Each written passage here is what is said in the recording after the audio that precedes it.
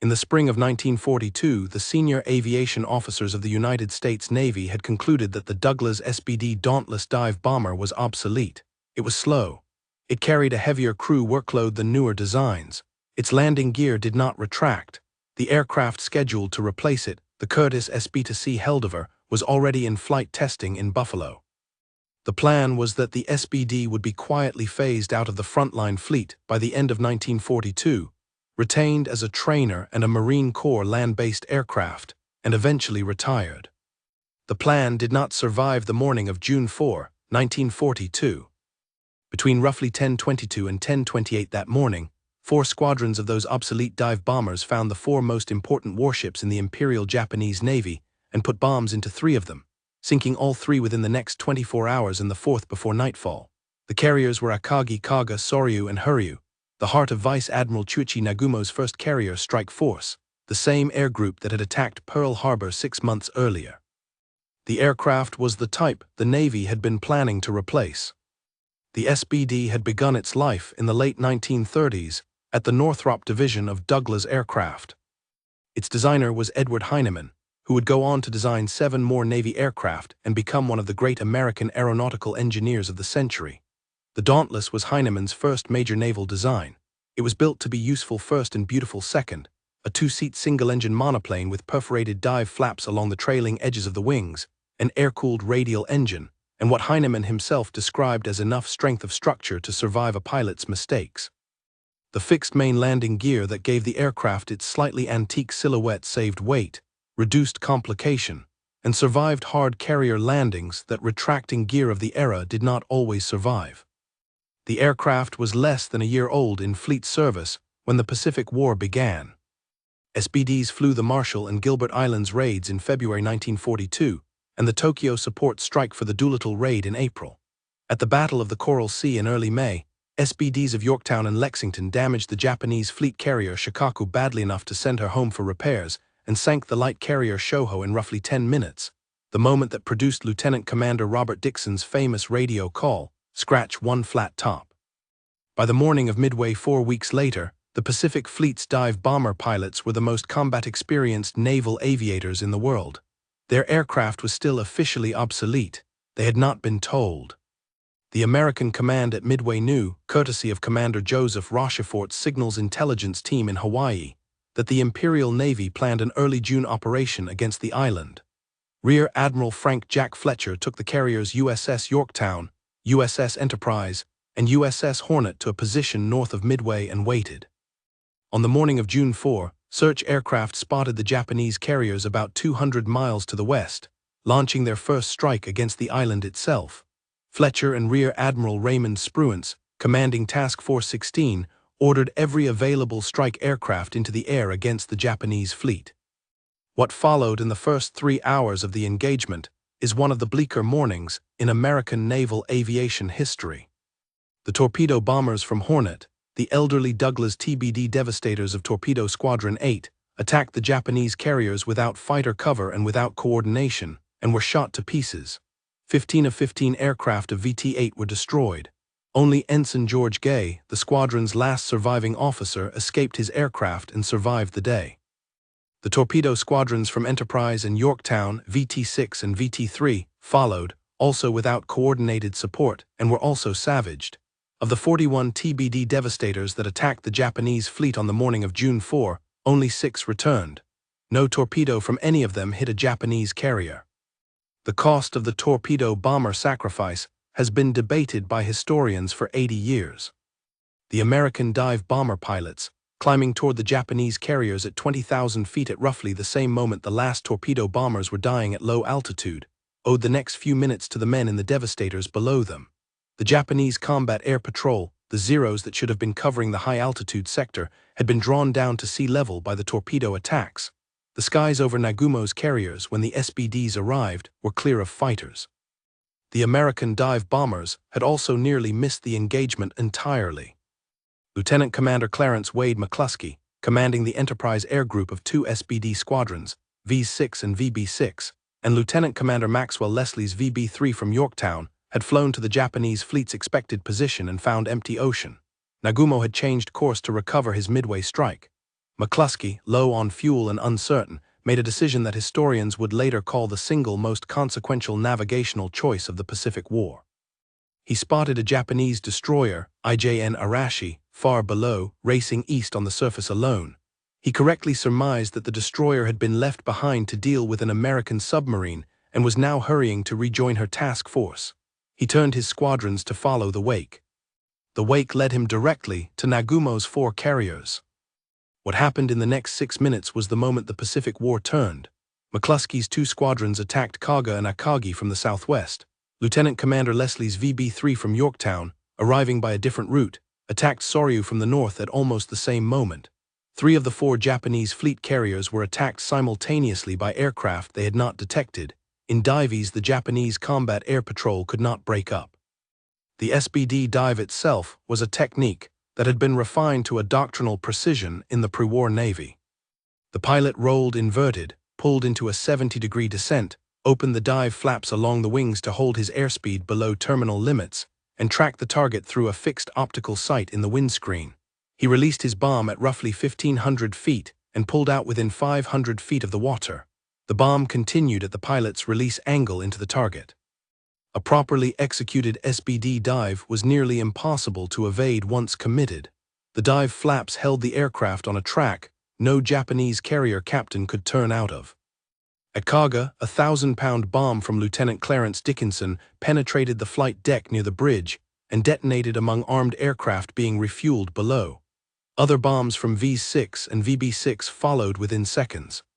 Within 10 minutes, Kaga was on fire from amidships to stern, her ordnance cooking off in her hangar deck, her bridge personnel dead. At Akagi, Lieutenant Richard Best, leading 3 aircraft of VB-6 that had peeled off McClusky's attack to take the second target, placed a 1,000-pound bomb through the after end of the flight deck into the upper hangar. The hit produced a chain detonation of armed aircraft and fueling lines. Within minutes, Akagi was uncontrollable. At Soryu, Lieutenant Commander Leslie and his VB-3 placed 3 bombs into the carrier's flight deck and forward hangar in rapid succession. Soryu was burning from end to end inside 10 minutes. 3 of the 4 Japanese carriers were finished by 10:28 a.m. Pacific time.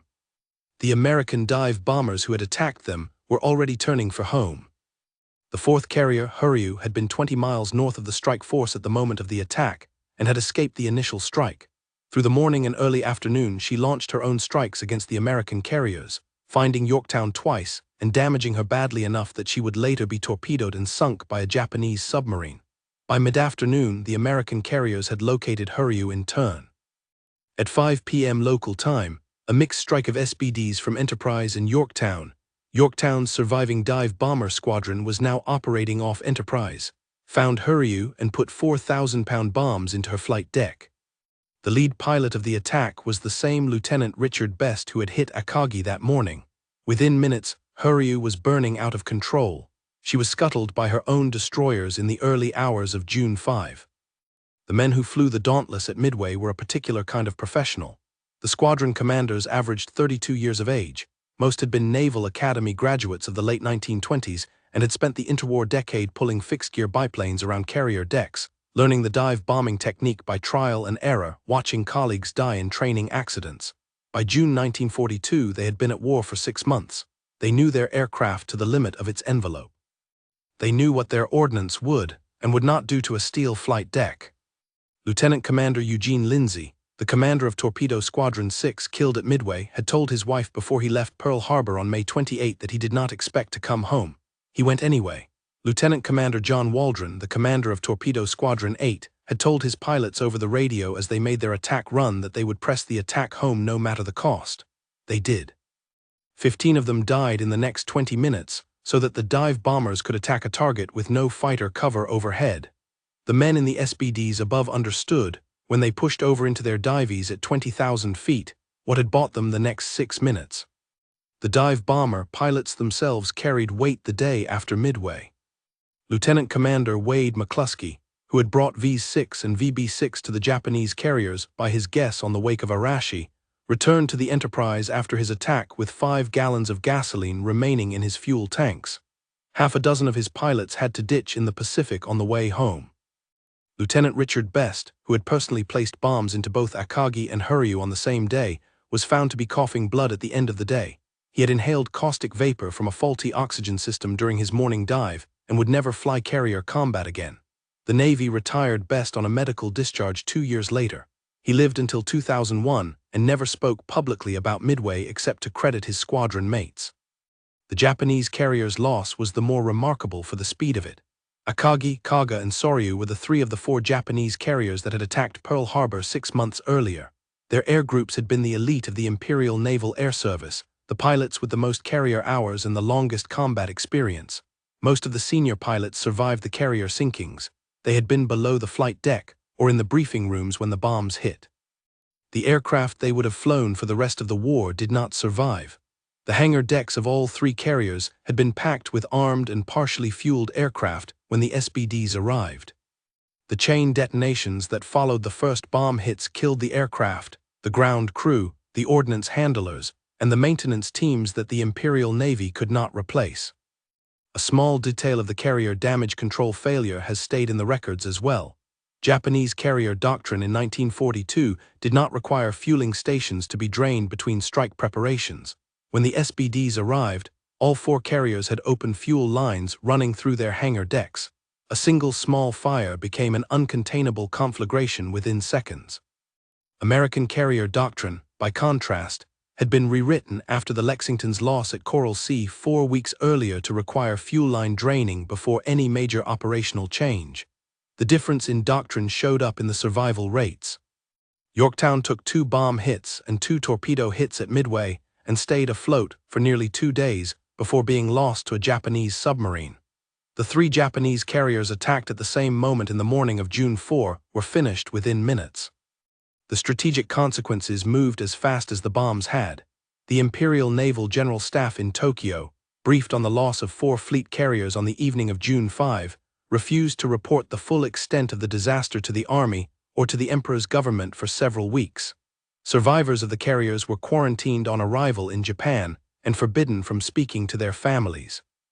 The Navy continued to publish communiques announcing the operation as a tactical Japanese success, on the basis of the loss of Yorktown.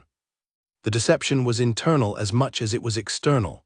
The Imperial Navy's senior commanders understood, by mid-June, that the Central Pacific had been lost in a single morning to 4 squadrons of an aircraft type the Americans had been planning to retire.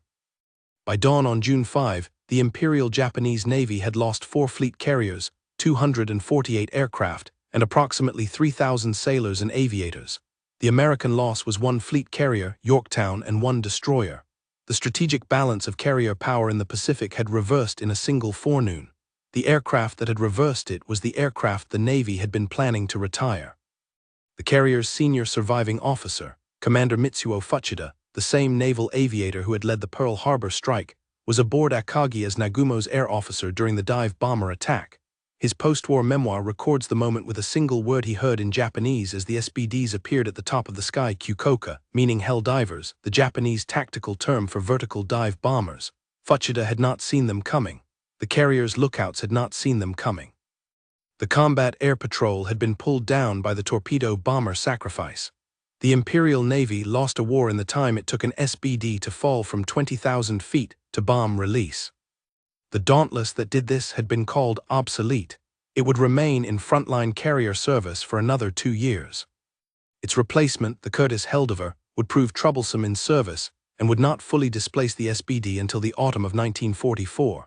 By the time the SBD was retired from carrier duty, it had been credited with sinking more Japanese shipping tonnage than any other American aircraft of the war, an estimated 300,000 tons of warships and merchantmen. No other Allied aircraft would equal that figure. The aircraft Heinemann had built strong enough to survive a pilot's mistakes had instead survived a generation of newer designs and remained on the line long enough to be the one type the Imperial Navy never wanted to see again.